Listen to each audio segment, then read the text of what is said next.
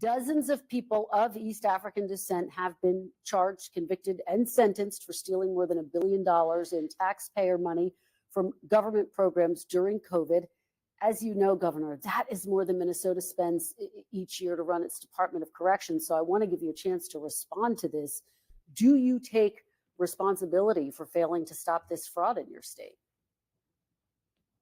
Well, certainly I take responsibility for putting people in jail. Governors don't get to just talk theoretically. We have to solve problems. And I will note, it's not just Somalis. Minnesota is a generous state. Minnesota is a prosperous state, a well-run state. We're AAA bond rated, but that attracts criminals. Those people are going to jail. We're doing everything we can. But to demonize an entire community on the actions of a few, it's lazy. And as you heard Senator Kelly say, this president has cut a lot of inspector generals. He's cut programs that could help us tackle this on. So we'll take it on. We'll put folks in jail. I don't care what your nationality is. I don't care what your religion is, your color. If you're committing crimes, these are programs that were meant to serve students with autism, to housing, and to making sure people had enough to eat. This man is a fraud. He's a grifter. And he is despicable. I'm sure you're aware of what's going on in Minnesota. If you're not, I am here to bring you up to date. And I am going to read you some stuff from, of all places, the New York Times. By no stretch of the imagination, this is a conservative outlet. They wrote a very good article about this. And just in that minute and 15 seconds or so, whatever I played there is so much to refute about what Tim Walz said. He said, this person is despicable. And of course, like another person I'm going to talk about here in this short episode, he is not a leader. So let me read this to you real quick. This is from New York Times a couple of days ago. The fraud scandal that rattled Minnesota was staggering in its scale and brazenness. Federal prosecutors charged dozens of people with felonies, accusing them of stealing hundreds of millions of dollars from a government program meant to keep children fed during the COVID-19 pandemic. And my goodness, we can talk about the COVID-19 scandal from here to eternity on so many levels. But that's for a different time. Over the last 5 years, this is important, over the last 5 years, law enforcement officials say fraud took root in pockets of Minnesota's Somali diaspora, as scores of individuals made small fortunes by setting up companies that built state agencies for millions of dollars worth of social services that were not provided. And here's what's so significant about that. 5 years ago, first of all, so this investigation was going on under the Biden administration. They were looking into this. That's how bad this was. This was Tim Walz, later on becomes a vice president nominee, Kamala Harris' running mate. By the way, her campaign was warned about this scandal. The DNC was worried about this because it's so ugly. But again, this went on start 5 years ago. The Biden administration was investigating this. Tim Walz said that the reason that this happened or got so bad is because Trump cut investigators or inspectors at the federal level. So that really kind of kneecapped him and his ability to look into this. This investigation was going on long before Trump came back into office. Long before. So that's a lie right there, Mr. Walz. Continuing, federal prosecutors say that 59 people have been convicted in those schemes so far, and that more than $1 billion in taxpayers' money has been stolen in 3 plots they are investigating. That is more than Minnesota spends annually to run its Department of Corrections. Minnesota's fraud scandal stood out even in the context of rampant theft during the pandemic, when Americans stole tens of billions through unemployment benefits, business loans, and other forms of aid, according to federal auditors. Again, we could talk about the scam and scams, plural, that happened during the COVID-19 debacle, and that's what it was. Outrage has swelled among Minnesotans, and fraud has turned into a potent political issue in a competitive campaign season. Governor Tim Walz and federal Democrats are being asked to explain how so much money was stolen on their watch. I would like to get an answer, and we're going to get a little bit of an answer here, a broad answer, a general explanation as to what's going on right now in the United States of America. As I've said over and over and over through so many podcast shorts here, I'm going to stay on, in addition to other topics, but I'm going to stay on the immigration issue, because what we're dealing with right now, we are dealing with a mass immigration problem. Illegal, legal, refugee, whatever you want to call it. It's the totality of the situation that's the problem. It's the mass influx of people who do not share our culture or our values. Remember multiculturalism, if you're old enough? See, that was the genesis of DEI, multiculturalism. When I was growing up, my formative years, my early 20s, multiculturalism became the big thing.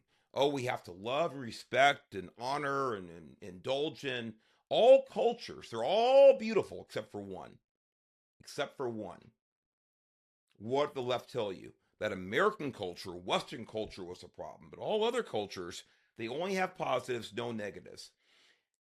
This is so important to understand when it comes to what we talk about in this show, the rule of law, because rules are just that. They should be blind. Now, Tim Walz claims he doesn't care what someone looks like and blah, blah, blah, blah. We're going to get into that here briefly. I don't care about the religion or the race or the ethnicity, whatever. That's a lie. That's another lie this man is telling. It's a lie that Democrats are telling. But to be specific to this story, Tim Walz is a fraud. He is an absolute fraud. He's worse than an empty suit. He is a facilitator. This happened in no small part because he was and is the governor of Minnesota, ladies and gentlemen.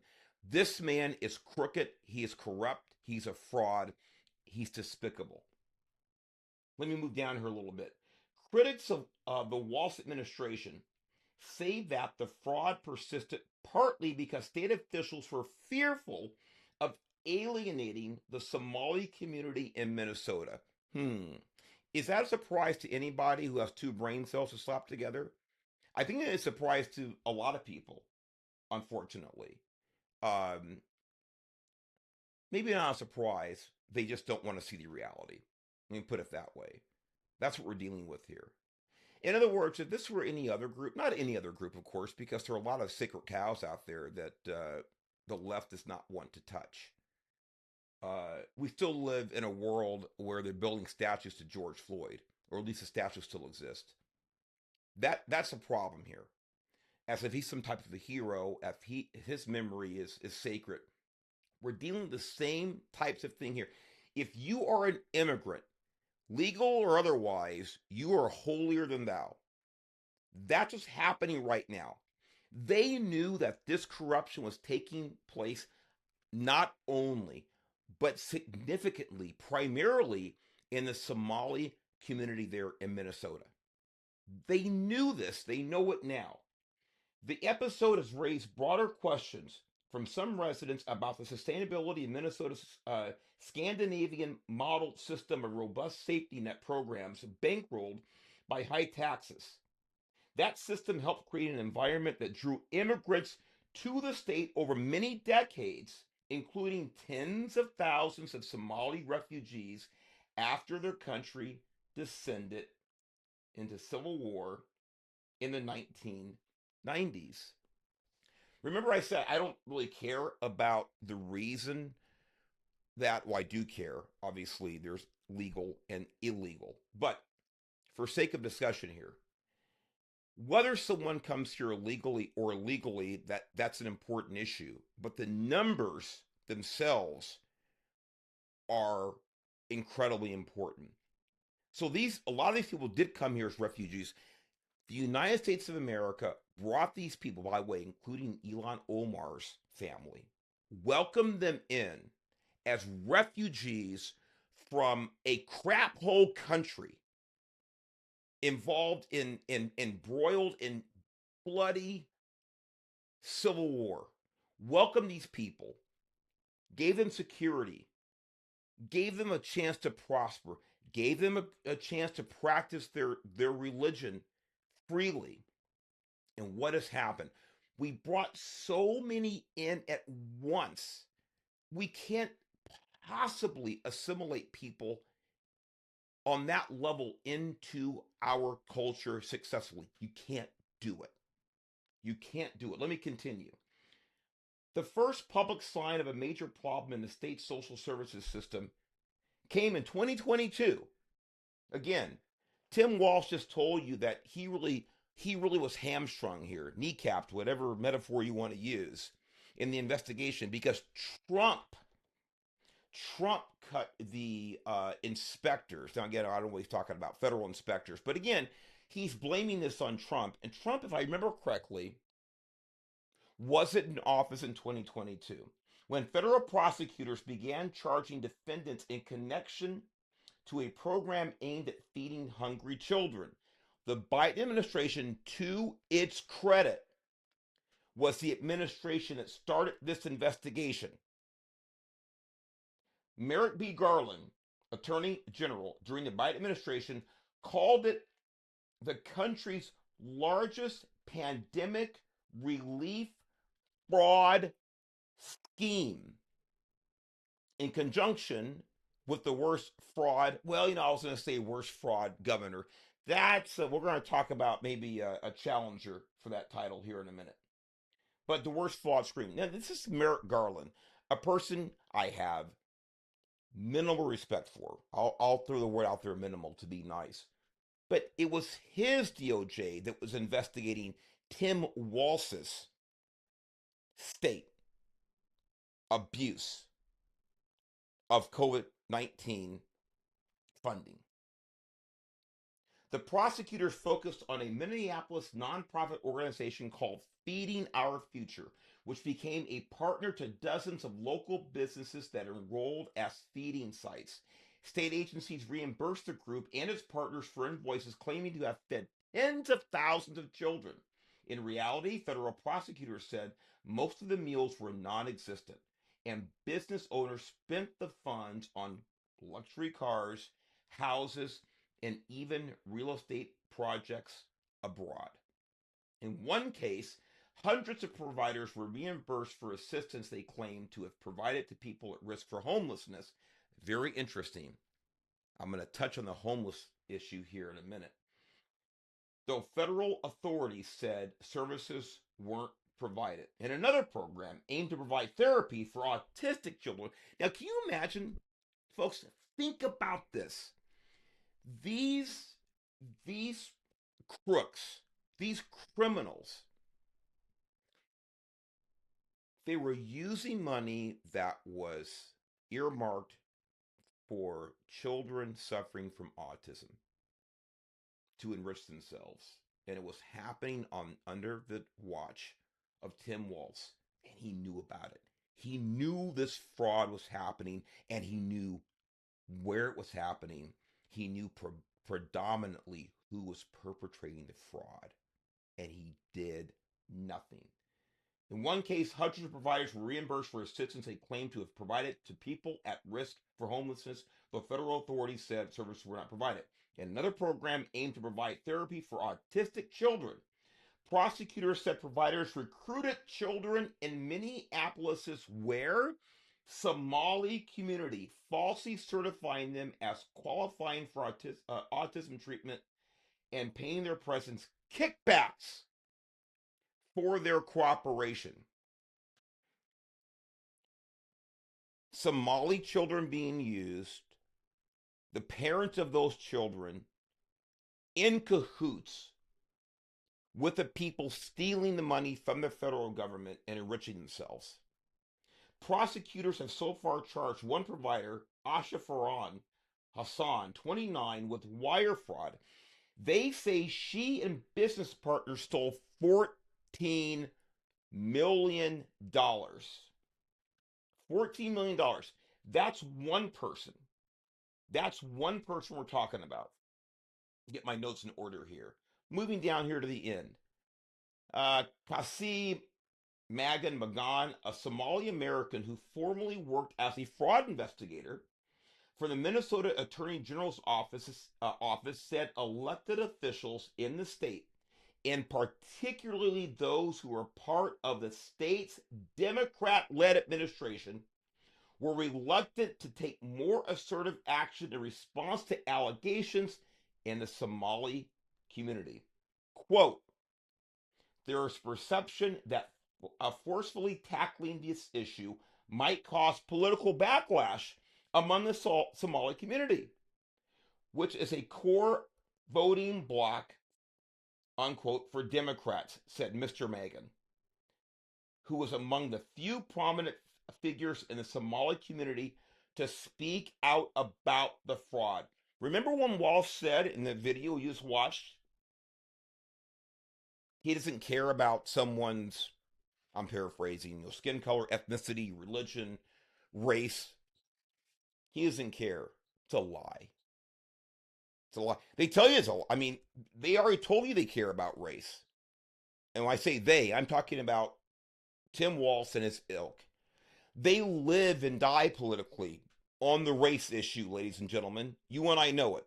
Joe Biden, paraphrasing, if you don't vote for me, you ain't black.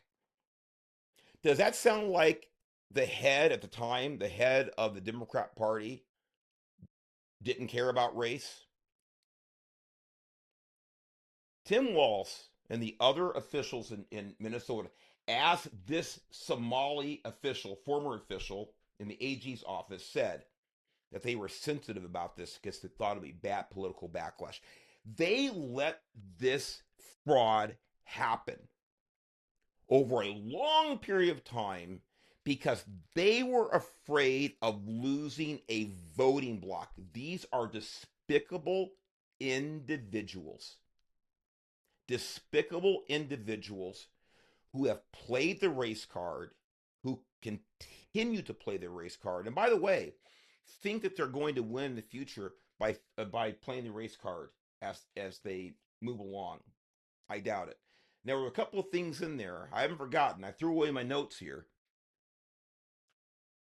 But this is not the only place where this is happening in regards to a mass influx of immigrants, legal or otherwise. Now, of course, we're primarily right now, these days, after 4 years of the Biden administration, we're primarily talking about illegal immigration. But the last 4 years, you have to understand, is stacked up on other illegal immigrants and legal immigrants in this country that have not been brought into the American culture. This is the problem. And because of this, now they are becoming constituents, official or otherwise. We know the Democratic Party would love for them to vote no matter what their legal status is, and I'm sure that's happening already. But they are constituents in the minds of the Democrat Party, and it's not just in Minnesota. So with that said, what else is going on? Why is this a problem? Now, you remember these stories. This is important, ladies and gentlemen. It really is important to think about the blind eye that government administrations around the respective states are taking when it comes to illegal activity, when it comes to felonious activity. And not only turning a blind eye to it, but in many cases, facilitating the illegal activity to begin with. So to that point, you remember back it was in August, I believe, here in Florida, my adopted home state, Do you remember the truck driver here illegally, fraudulent commercial driver's license, fraudulently obtained, and he killed 3 people on a turnpike here in Florida? I'm kind of ashamed of myself because I didn't realize until recently, as reading an article, I did not realize of all the articles I read, I've read over it or it just wasn't in some of the articles. The 3 people that this illegal alien killed when making the illegal U-turn on a turnpike, do you know that they were immigrants from Haiti? Let me read this to you. The tragic irony is almost too much here. 3 people who were killed in a crash on the Florida Turnpike on August 12th.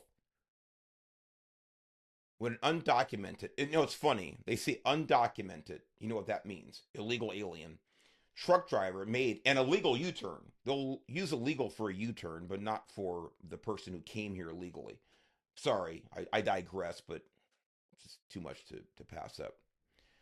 3 people were Haitian immigrants who previously lived in South Florida and were returning home, according to CBS Miami, the CBS publication. The Miami Herald said. Herbie, I guess it's DeFrenzy 30. I can't pronounce some of the names. I apologize. Faniola Joseph 27, and I guess it's Rodriguez Dorr 53. We're heading back to Indiana when their minivan slammed into the 18-wheeler near Fort Pierce, the Herald reports, and talks about their identity. But they were here legally.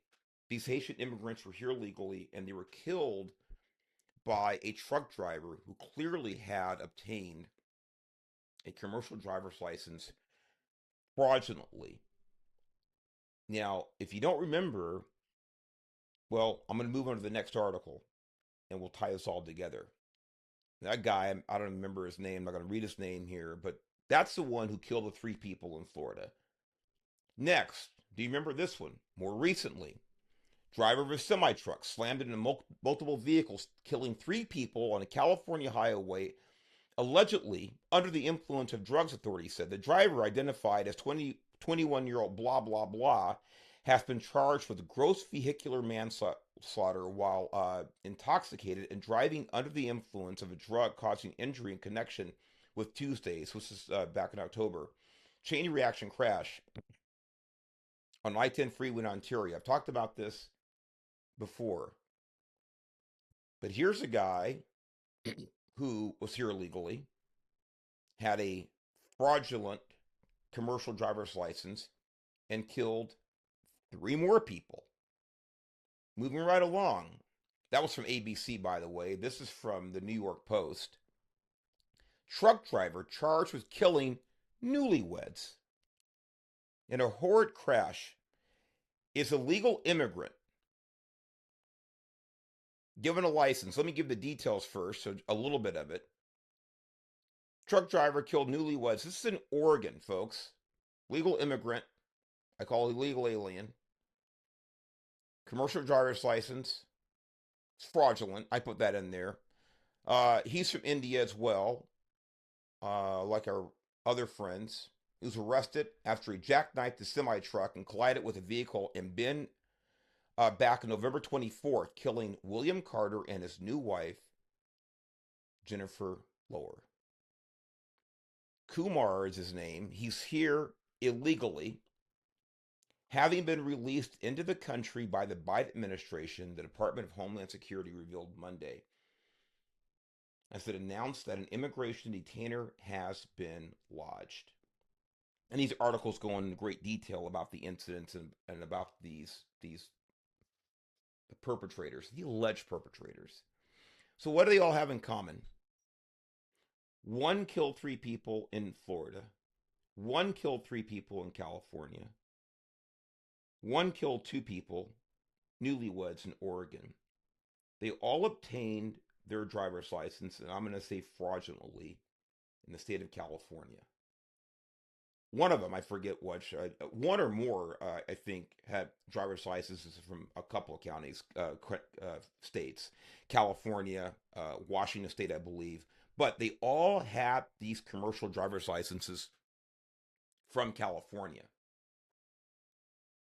And none of them, probably if I read this article, I'd find out. My guess is even the guy in Oregon probably can't speak or write English in a proficient manner required to obtain a commercial driver's license. That's my guess. I could be wrong. I wouldn't even read the article. It's almost irrelevant because we know the other two could not communicate in English to the level needed to obtain a commercial driver's license, but somehow they had them. Somehow they had them. I can tell you right now, folks, I am convinced, just as in Minnesota with Tim Walz, who knew what corruption was happening under his nose, just as he knew it. Gavin Newsom knows exactly what's happening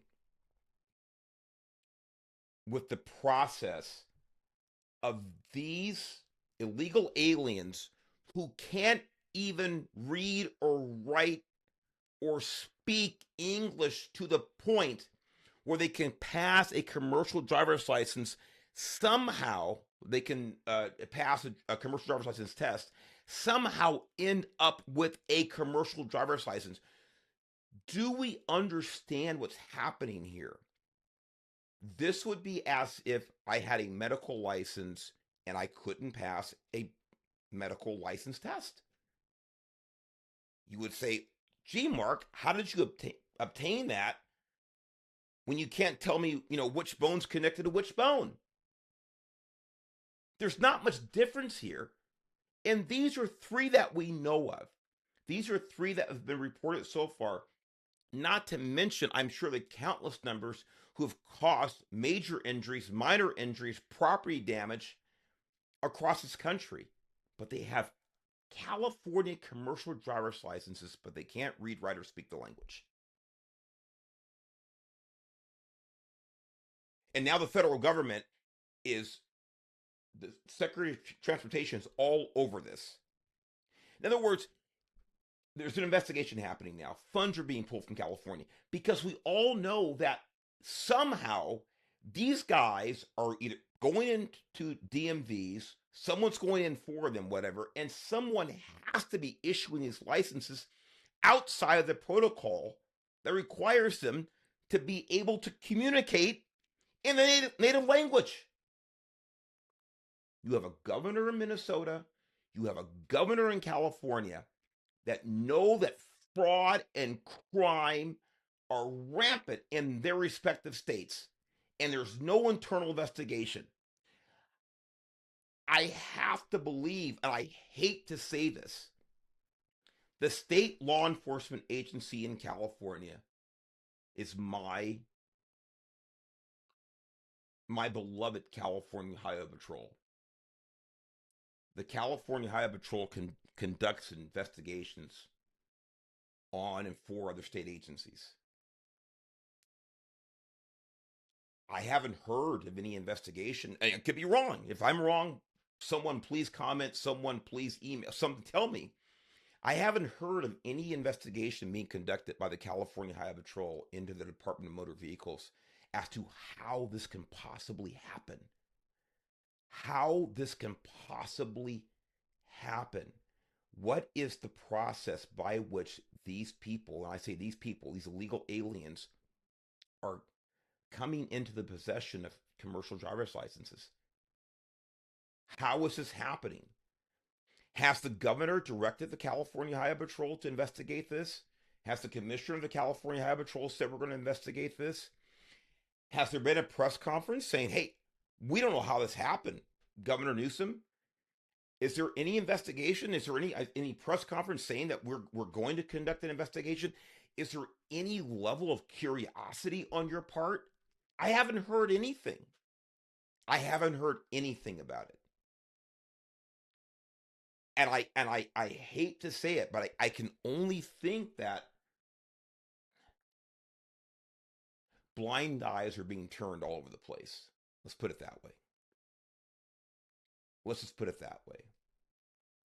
I'll tell you right now, as a former chief, of the CHP, if if I found out these licenses had been issued in my jurisdiction, in my division, I would it be my inclination to initiate an investigation as to how did this happen. In other words, you have a commercial driver that's responsible for the deaths of multiple people. By the way, this is kind of run of the mill stuff, not exclusive to someone here illegally or whatever it is. You do a massive investigation, obviously, and find out about the licensing status. In other words, the health certificate these guys have to obtain on a regular basis. You do all of this as part of your investigation. So part of that being, wait a minute, this guy can't read or write or speak the language. How to get a license? That would be part of the fatal commercial accident investigation. I haven't heard anything about it. I'm just asking the question, where's the investigation of this? I'll tell you why. It goes back to the same thing that the former official from the Attorney General's office in that article, that Somali individual said, basically, they didn't want to open the political can of worms. They did not want to alienate a potential voting bloc or political support bloc.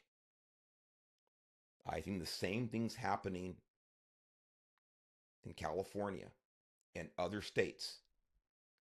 And it's all because of the massive, overwhelming influx by chance or by design. It doesn't really matter, because now we're just talking about numbers and almost a complete lack of assimilation. This is the problem. There was one more thing I was going to say about the connection between Minnesota and California.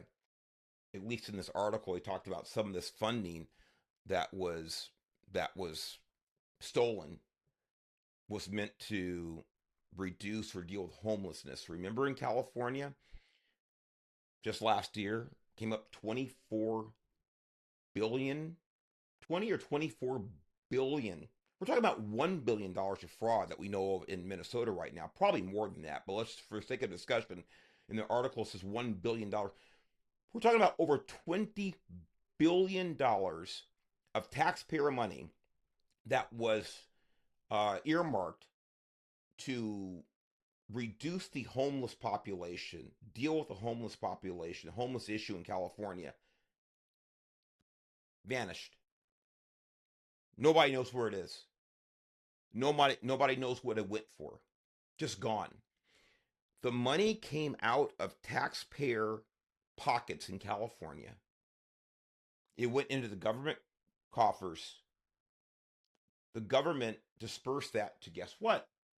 Just like in Minnesota, to nonprofits, and it vanished. We don't know where it went.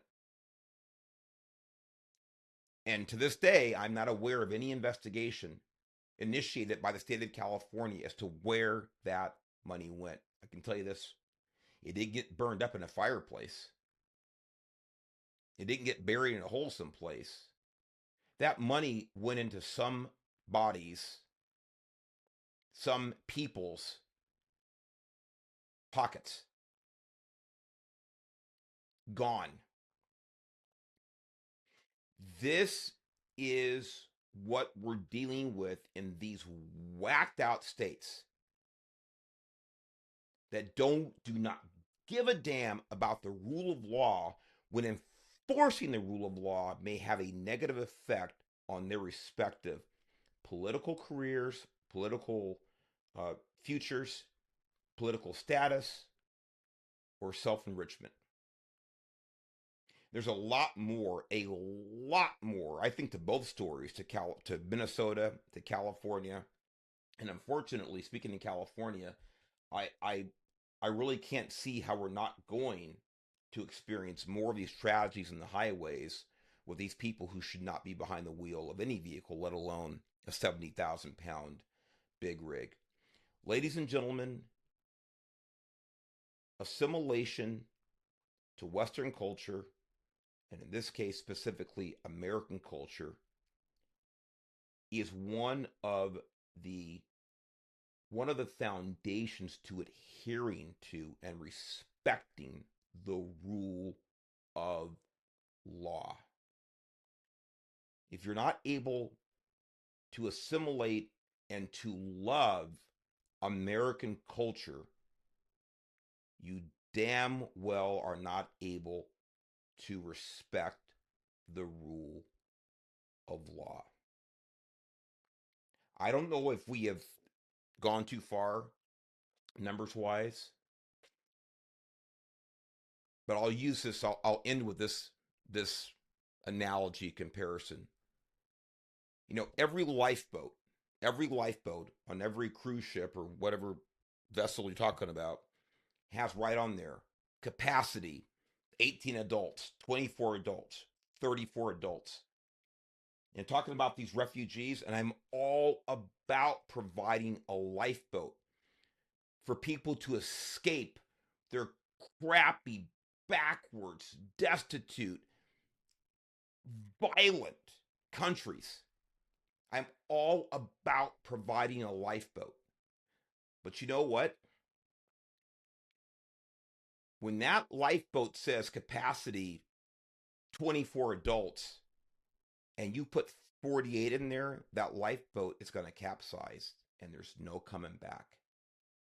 And I certainly hope that we have not gotten to the point where this lifeboat, because the United States of America, with all of her imperfections, is a lifeboat for people around the world who want to escape their horrible conditions, come here, become Americans, and perpetuate the American dream and American culture and honor our founding fathers. But if we keep dumping more and more people who should not be here into this lifeboat, it will eventually capsize and there will be no more lifeboat. For Euro Leo Nation, I am the Chief, Mark Garrett. God bless you. God bless America. We'll see you next time.